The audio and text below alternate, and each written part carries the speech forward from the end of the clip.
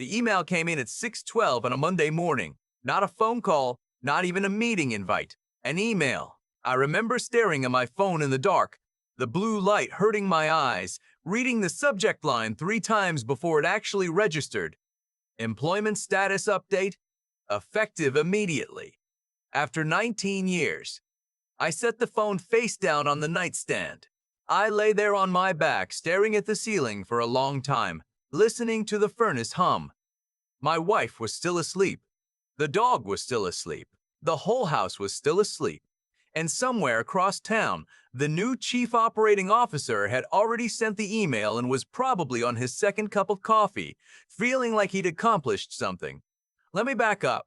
My name is Nathan, and for nearly 2 decades, I was the head of infrastructure engineering at a mid-sized logistics company called Vortex Supply Chain Solutions, based out of Columbus, Ohio. We weren't Amazon, we weren't FedEx, but we had about $340 million in annual revenue, a solid roster of regional manufacturing clients, and a reputation for precision. Shipments tracked in real time. Rerouting algorithms that actually worked. A system that my team and I had built from almost nothing over the better part of 2 decades. I joined Vortex in 2005. The company was 11 people and a leased warehouse on the south side of Columbus. The founder, a former UPS district manager named Gerald Whitmore, had a vision and zero technical infrastructure to execute it. He hired me because I'd spent 4 years building logistics software for a startup that had just folded. And I was the only candidate who could look at his napkin drawings and immediately say, I know how to build this. Gerald and I had an understanding. The early years were brutal. I was working 60, 70 hours a week writing code at night, managing physical installs on weekends. My daughter was 3 years old. I missed things. I missed a lot of things. But Gerald always said we were building something real. And I believed him because Gerald was the kind of man who meant what he said. Here's what most people at Vortex never knew. A significant portion of the core routing architecture I built in those early years, specifically the dynamic load balancing algorithm and the predictive rerouting engine, I had developed on my own time, on my own equipment, before I ever signed an employment agreement with Vortex. I've been developing those systems during my last months at the failed startup, continuing the work after hours. When Gerald hired me, the IP agreement we signed was narrow. It covered work product created during employment, using company resources within the scope of my defined role. It didn't reach back. It couldn't. My father had insisted on that. He was an IP attorney in Cincinnati, retired by then, but sharp as ever. When I told him I was taking the Vortex job, he sat me down at his kitchen table with 2 cups of coffee and a yellow legal pad and said, Son, the most important thing you'll ever build is the thing you build before they pay you. Make sure you own it before you sign anything. We spent a weekend going through the language of the employment agreement together. He spotted 2 clauses that could have been interpreted broadly. We pushed back. Gerald's attorney, a young guy named Steven, who I don't think had ever handled IP litigation, agreed to narrow the language. The final agreement was clean and specific. I filed for patent protection on the core algorithm in January 2006, 2 months before I officially started full-time at Vortex. The patent was granted in 2008. I never thought much about it after that. The system became Vortex's backbone. We built on top of it, expanded it, integrated it with newer technologies. By 2015, we had licensed derivative implementations to 4 other regional logistics firms. By 2020, the platform was supporting about $890 million in annual transaction flow across all users, and the patent, which I had never transferred, never sold, never licensed exclusively to Vortex, was mine. Gerald knew. We had a handshake understanding from day one. I wasn't selling my core IP. I was building on top of it for Vortex, and as long as I was there, they had full operational use. The moment that changed, the terms would have to be renegotiated. Gerald was old school. He trusted people who'd earned it. And for 19 years, I had. Then Gerald had a stroke. It happened in March. He was back home in 2 weeks. Tough old man, but his doctors told him he needed to step back. He was 71. He'd been talking about succession for years and hadn't done much about it. With the stroke forcing the issue, the board moved quickly. They brought in my brother-in-law's former college roommate to run the company. I'm not even joking. His name was Preston Aldridge. He was 43, had an MBA from Ohio State, and had spent the last 8 years as COO at a national trucking company that had since been acquired and dismantled. He wore French cuff shirts to Monday morning stand-ups. He talked about operational efficiency paradigms like it was a normal thing to say out loud. His first week, he toured every department with a notepad. He came through my floor, shook my hand, nodded at my monitors, and said, "Infrastructure. Right. We'll circle back." He never circled back. What he did instead was hire a consulting firm out of Atlanta, Meridian Ops Group, to do a comprehensive operational audit. 2 consultants in their late 20s spent 3 weeks interviewing people, pulling reports, and walking around looking serious. Then they presented their findings to the board. I was not invited to that meeting. My manager, a good man named Lou, who'd been with us 12 years, came to find me afterward. He looked like someone had told him bad news about a test result. He sat down across from my desk and said, "They're recommending outsourcing the infrastructure maintenance contract to a firm in Austin. Preston thinks we're overstaffed in tech." I asked him what that meant for my team. He looked at the window. 12 positions. They're talking about keeping 2 people in-house for oversight. 12 people. Engineers who'd been with me for years. People who knew this system the way a mechanic knows, a car they've rebuilt 3 times. They were going to be replaced by a vendor who'd never seen the code base. I requested a meeting with Preston. It took him 4 days to get back to me. When we finally sat down, he had Meridian's slide deck open on his laptop and kept referring to it like scripture. I explained, carefully, that the routing system wasn't standard commercial software. It had layers that required deep institutional knowledge. Transitioning to an outside vendor without a serious knowledge transfer, a real one, months long, was a significant operational risk. He nodded the way people nod when they've already decided and are just waiting for you to finish. "Nathan," he said, "I hear you, but we need to be leaner. The board is aligned on this." I asked if Gerald had been part of that alignment. A small pause. Gerald is in an advisory capacity now. I left that meeting and called Gerald directly. He answered on the second ring, which told me he was home and not sleeping, which meant he already knew. "I heard," he said. "I'm sorry, Nathan. I tried to slow it down. The board." He trailed off. "Then I should have set this up better. Years ago. I should have protected you better."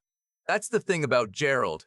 Even at the end, he was taking responsibility for something that wasn't entirely his fault. I told him I wasn't worried about myself. I was worried about the platform, about the clients who depended on it. He said, "I know. That's why I'm worried too." 3 weeks later, on a Monday morning at 6:02 a.m., I got the email. "Dear Nathan, after a comprehensive review of our operational structure, Vortex Supply Chain Solutions will be restructuring its infrastructure division effective immediately. Your position has been eliminated. Please find attached the separation agreement and information regarding your final compensation. HR will be in contact regarding the return of company equipment. We appreciate your many years of contribution." 19 years. Contribution. I read it twice. Then I put the phone down, got up, and made coffee. I stood at the kitchen window watching the sun come up over the neighbor's roof. The dog came and pressed against my leg. I just stood there. My wife came downstairs around 7. She saw my face and knew immediately. She didn't say anything, just put her arm around me and stood there with me at the window. After a while, she said, "What are you going to do?" I said, "I'm going to call my father's old partner." My father had passed 4 years earlier, but his former law partner, a woman named Elaine who joined his firm 30 years ago as a young associate and eventually bought it from him, had stayed in touch. She'd handled a few small matters for me over the years. She was one of the sharpest people I'd ever met. I called her at 9. She picked up, heard my voice, and said, "Tell me." I told her everything. The email, the timing, the consulting firm, the outsourcing plan. And then I told her about the patent. Long pause. The original algorithm, the one you filed before employment. Yes. And the Vortex platform, the current live system, it still runs on that core architecture.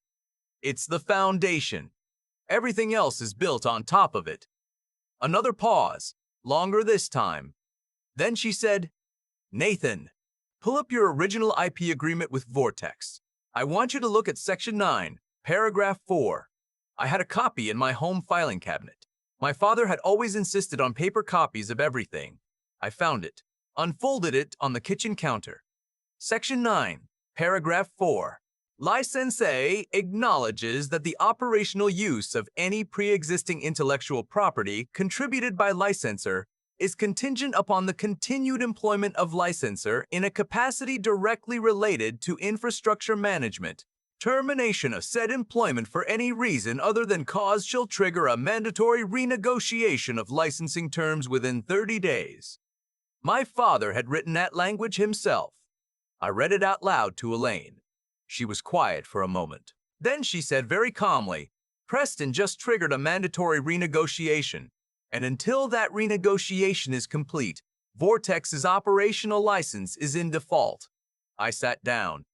Meaning, I said slowly, meaning every client contract they're running through your platform right now is built on a foundation they no longer have clear legal right to operate. Meaning, if they onboard that Austin vendor and allow them to access or implement derivative works of your patented system without your written authorization, which is what will happen the moment the vendor starts touching the codebase, they are in infringement. I thought about Preston's slide deck, his talk about being leaner, his Monday morning shirts. He never even asked to see the IP agreement, I said. No, Elaine said. He didn't. What followed was 30 days that I can only describe as extremely quiet on my end and apparently very loud on Vortex's. I didn't call Preston. I didn't email HR. I signed nothing from the separation agreement they'd sent. Elaine had flagged 3 clauses that would have waived my IP claims entirely. I let the 30-day renegotiation window open and stayed silent. Meanwhile, the Austin vendor, a firm called NextBridge, had apparently already been granted system access by the Vortex IT team. They were in the code base within 2 weeks of my termination. Elaine documented it. That was infringement, clear and dated. On day 28, Elaine sent a formal notice to Vortex's general counsel. I heard later from Lou, who'd been kept on in one of the 2 oversight roles, that Preston read the letter in a conference room and went very still. That he asked his assistant to get Gerald on the phone. That Gerald, when he heard what had happened, said something that Lou couldn't quite make out, but that made the room go quiet. The general counsel called Elaine within 2 hours. What they wanted was simple.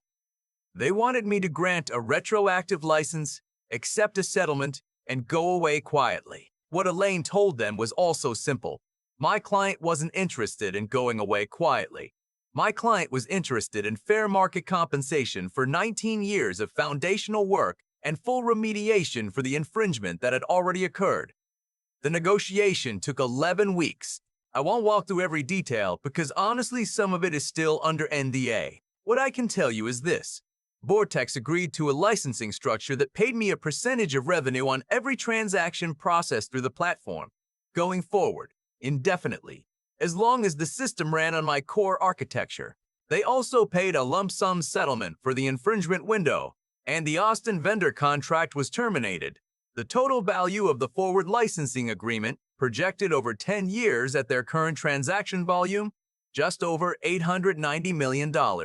Lou called me the day after everything was signed.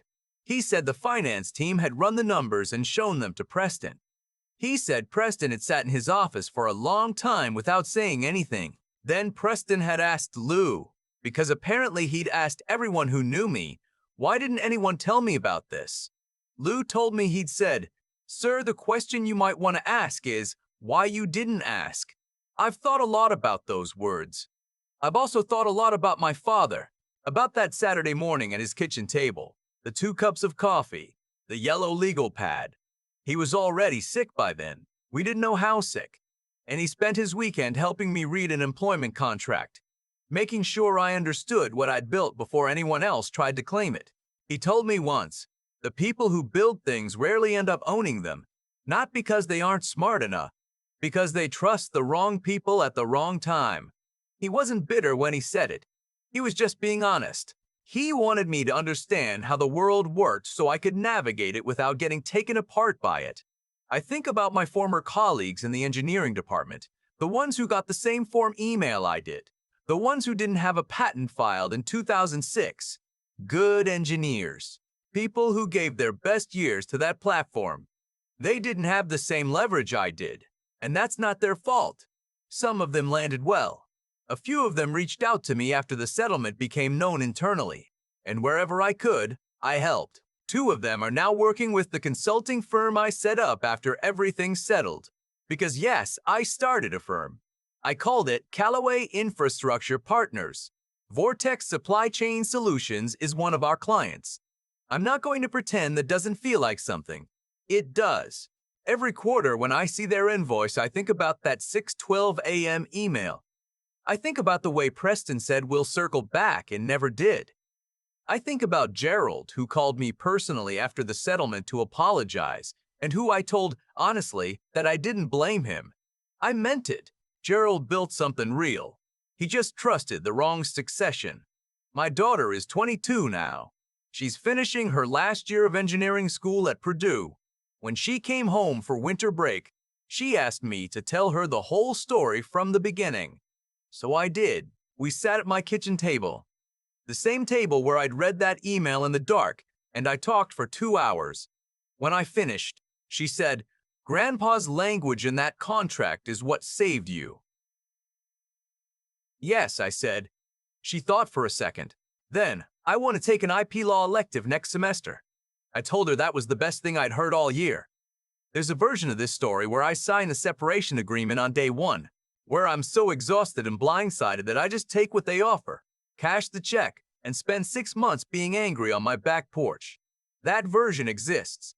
That version almost happened. The only reason it didn't is because my father spent a Saturday teaching me to read carefully before I signed anything, and because he had the foresight to put language in a contract that protected me from a situation neither of us could have fully imagined at the time. If you're an engineer, or a developer, a designer, anyone who builds things that other people profit from, I'm asking you to hear this. Know what you built before you were on the clock. Know exactly what you signed. Read Section 9. Read every section. If you don't understand it, find someone who does. The system is not set up to remind you that you have leverage. It's set up to make you forget. Don't forget. I still have the email saved, not as a reminder of how bad that morning felt, but because I want to remember exactly how quiet I was when I read it. That's the part people don't expect when I tell this story. They expect rage. They expect me to describe throwing something, or calling Preston and saying things I'd regret, or spiraling for weeks. But the truth is, I stood at my kitchen window with my dog leaning against my leg, and I just watched the sun come up. Not because I was calm by nature, because my father had spent years preparing me for exactly this kind of moment, and somewhere in the back of my mind, I already knew I wasn't as helpless as that email wanted me to feel. That's what I keep coming back to. Not the legal outcome, not the licensing agreement or the settlement, or the fact that Vortex eventually became a client of the firm I built. Those things matter, but they're not the lesson. The lesson is what made any of it possible in the first place. My father was an honest man in a profession that doesn't always reward honesty. He could have told me to just sign whatever they put in front of me and be grateful for the job. Instead, he sat across a kitchen table from me and said, "Make sure you own it before you sign anything." That kind of integrity, the kind that tells a hard truth even when the easier path is right there, that's what set everything else in motion. Not luck, not revenge. A man who chose to be straight with his son when it would have been easier not to bother. And then, there's what that honesty required of me in the years that followed. I had to actually understand what I'd built. I had to read the contracts, learn the language, keep the paper copy in the filing cabinet even when it seemed unnecessary. I had to recognize in a 6 a.m. email on a Monday that something wasn't right and then think clearly enough to call Elaine before I signed a single thing. That kind of clear-headedness doesn't come from panic. It comes from having done the work of understanding your situation before the crisis arrives. Preston never did that work. He came in with a slide deck and a consultant's report and thought that was enough to understand a system that took 19 years to build. He was intelligent in the way that looks impressive in a boardroom and fails completely in the field. There's a difference between knowing how to present information and actually understanding what you're dealing with. He never took the time to find out. And then there's what happened after. Elaine sent her letter. I waited. 11 weeks of negotiation. There were moments when the other side pushed hard, when the numbers on the table were real enough to be tempting, when settling early would have been genuinely reasonable, staying steady through that. Not from stubbornness, but from a clear sense of what was fair. That required something that I don't think gets talked about enough. It's not dramatic. It's just a willingness to keep going when the outcome is still uncertain, to trust the work you put in and the people standing with you. Gerald called me after everything was signed. He apologized, which he didn't need to do. I told him the truth. I didn't blame him. He built something real for a long time. Succession is hard, and he trusted people who turned out not to deserve it. That happens.